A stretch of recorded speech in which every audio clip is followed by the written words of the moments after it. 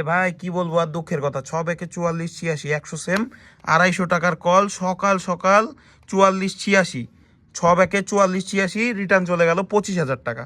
সকাল সকাল উড়াধরা রিটার্ন 25,000 টাকা রিটার্ন চলে গেল। কি করব, যখন বিক্রি হচ্ছিল তখন প্রাইস ছিল না, এখন বিক্রি হচ্ছে না, এখন প্রাইস দিচ্ছে উড়াধরা। কোম্পানির তো চালাকি এটা। এর আগে গত মাসে প্রাইস দিয়েছি, 100 সেম 200 সেম প্রাইস দিয়েছি, মোটামুটি ভালোই প্রাইস দিয়েছি।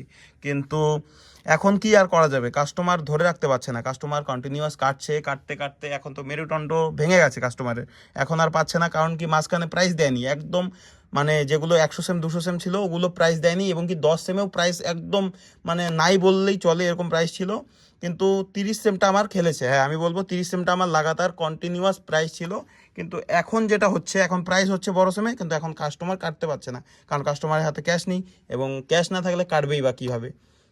হ্যাঁ হয়তো চলে যেত, ডিউ দিলে চলে যেত, কিন্তু ব্যবসা তো আমি ডিউ করি না ভাই।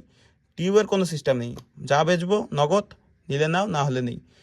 উপরে নম্বর দেওয়া আছে, টেলিগ্রাম নম্বর, বুকিং করতে পারো। এখানে পুরো ভরসার সাথে সবার টিকিটের উইনিং অ্যামাউন্ট সবাইকে টাইম মতো দিয়ে দেওয়া হয়। ধন্যবাদ।